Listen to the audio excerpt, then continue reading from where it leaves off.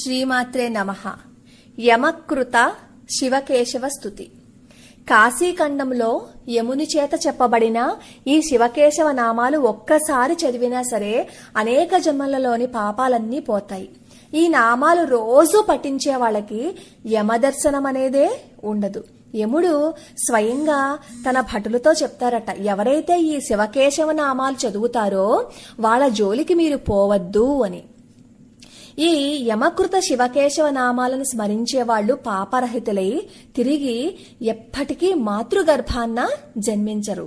ఈ నామాలు భక్తితో చదివిన వాళ్ళు గనక శరీరాన్ని వదిలిపెడితే వాళ్ల కోసం శివదూతలు లేదా విష్ణుదూతలు వస్తారు.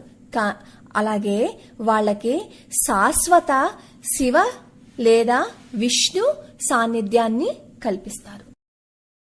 గోవింద మాధవ ముకుంద హరే మురారే, శంభో శివే చ శంకర శశిశేఖర శూలపానే, దామోదరాచ్యుత జనార్దన వాసుదేవా, త్యాజ్యా భటాయ ఇతి సంతతమామనంతి,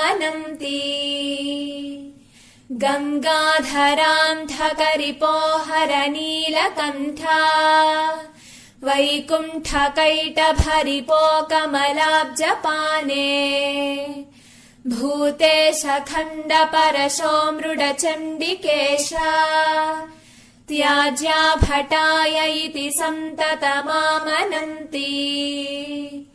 విష్ణో నృసింహ మధుసూదన చక్రపానే, గౌరీపతే గిరిశ శంకర చంద్రచూడా,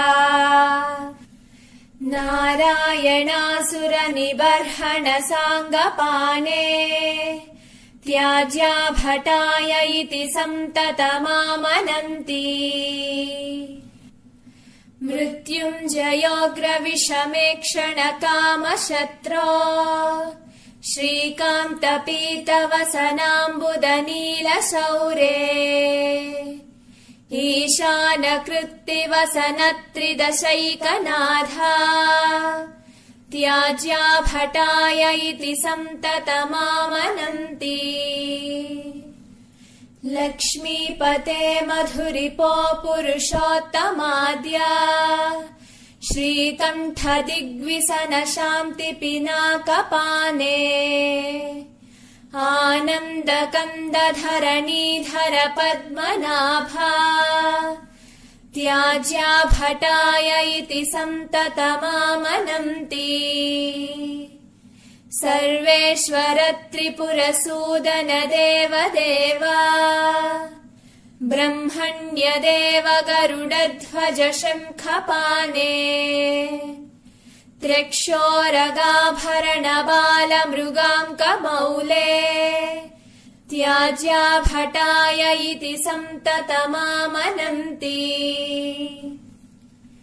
శ్రీరామ రాఘవ రమేశ్వర రావణారే, భూతేశ మన్మథరిపో ప్రమథాధినాథా,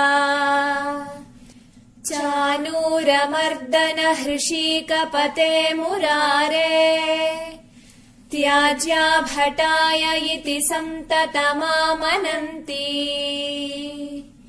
శూలిన్గిరీశ రజనీశ కళావతంసా, కంస ప్రణాశన సనాతన కేశినాశా, భర్గత్రినేత్ర భవభూతపతే పురారే, త్యాజ్యా భటాయ ఇతి సంతతమామనంతి,